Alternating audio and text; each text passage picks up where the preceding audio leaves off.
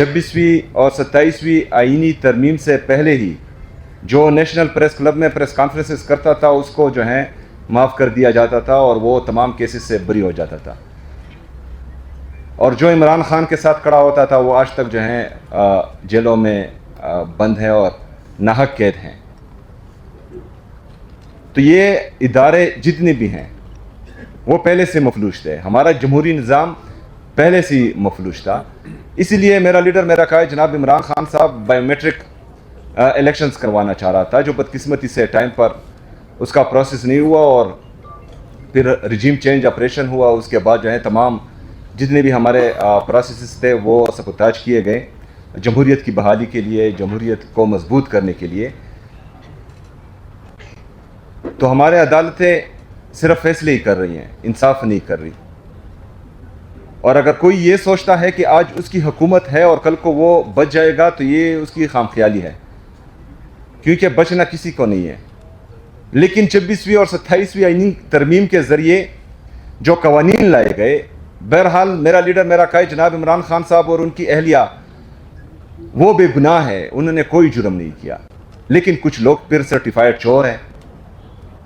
ان کے خلاف ثبوتیں بھی موجود ہیں، تو ان کا پھر برا حال ہوگا، کیونکہ عدالتیں تو ساری عمر مفلوج نہیں رہے گی، جمہوریت تو ساری عمر مفلوج نہیں رہے گی۔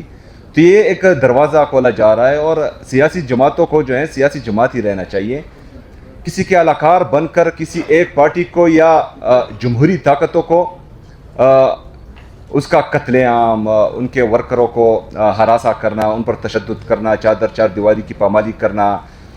ایک سابقہ وزیر اعظم کی بہنوں کو سڑکوں پر گرانا، ان کی بے عزتی کرنا، ان سے چادریں چھیننا، تو یہ روایت غلط ڈالی جا رہی ہے اور اس کا نقصان پھر سب کو ہوگا۔ تو اس وجہ سے ہم چاہتے یہ ہیں کہ یہ جنگ صرف عمران خان صاحب کی نہیں ہے، یہ پاکستان تحریک انصاف کی نہیں ہے، یہ تمام جمہوری قوتوں کی جنگ ہے، یہ ان سب کی جنگ ہے جو چاہتے ہیں کہ پاکستان میں جمہوریت مضبوط ہو، پاکستان میں ادارے مضبوط ہو، کیونکہ اگر ادارے اور جمہوریت مضبوط نہیں ہوگی تو پاکستان جس سٹیج پر آج کھڑا ہے، آج ہم 80,000 ارب روپے کے مقروض ہیں، ہمارا ٹوٹل جی ڈی پی جو ہے وہ 1,12,000 ارب روپے ہے، یعنی ہمارا ٹوٹل جی ڈی پی کا 72% پاکستان مقروض ہو چکا ہے۔ اس میں آپ کا 36,000 ارب روپے وہ فورن ڈیٹ ہے، بیرونی قرضہ ہے، اور آپ کے ڈالر کو 282 روپے پر آرٹیفیشلی جو ہے یہاں بلاک کیا گیا ہے، کیونکہ آپ کے فورن ریزرو 20 ارب ڈالرز ہیں اور آپ کا ٹریڈ ڈیفیسٹ 15 ارب ڈالر ہے۔ تو یہ 20 ارب ڈالر جو ہیں آپ کے ایکسپورٹ سے آپ کو نہیں آئے، یہ 20 ارب ڈالر یا تو کسی ملک نے آپ کو قرضہ دیا ہوا ہے یا آپ کا جو ہے I M F, world bank اور ایشین ڈیولپمنٹ بینک کے لون ہیں،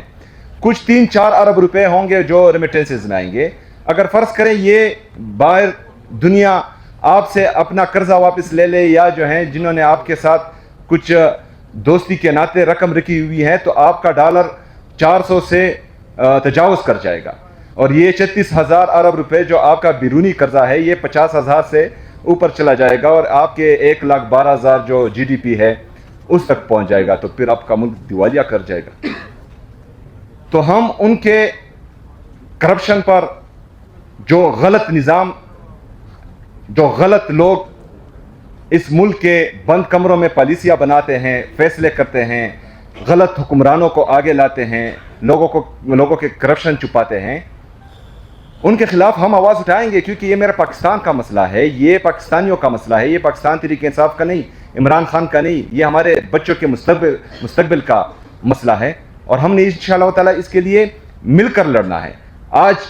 اگر جمہوری طریقے سے میں جیتا ہوں، میری باری ہے، میں حکومت کرتا ہوں، میں ڈیلیور کر جاتا ہوں، تو لوگ دوبارہ مجھے ووٹ دیں گے۔ میں ڈیلیور نہیں کر پاتا تو آپ لوگوں کا نمبر آئے گا، کسی اور کا نمبر آئے گا، تب میں نے انتظار کرنا ہے، آج آپ انتظار کریں۔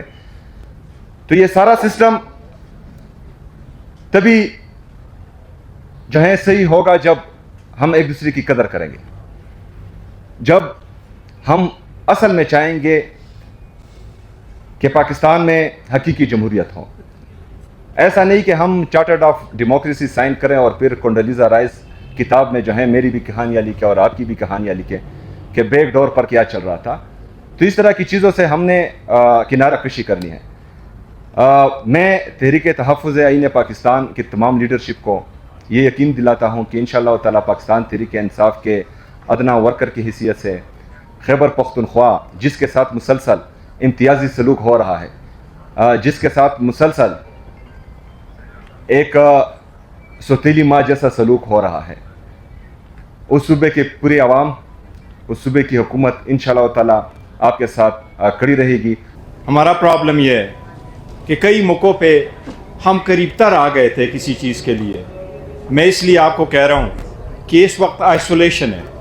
اس وقت رہائی سے ملاقات پہ آ گئے،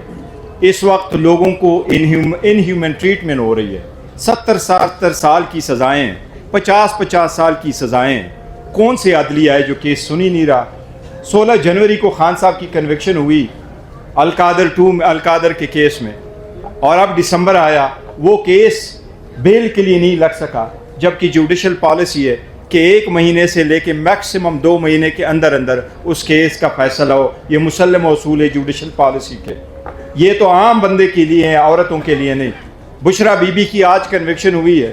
ان کا توشخانہ کے ساتھ کیا تعلق تھا؟ اس کا تو دور دور سے توشخانہ کے ساتھ تعلق نہیں تھا. اس نے ٹیکس نہیں دیا، اس نے گفٹ نہیں لیا، اس نے گفٹ دیا نہیں ہے، اس کا نام نہیں تھا، اس کی لسٹ میں نام نہیں تھا، اس کی الیکشن کمیشن کے لسٹ میں نام نہیں تھا، اس کا کیبنٹ ڈویژن سے جو لسٹ آئی تھی اس میں نام نہیں تھا،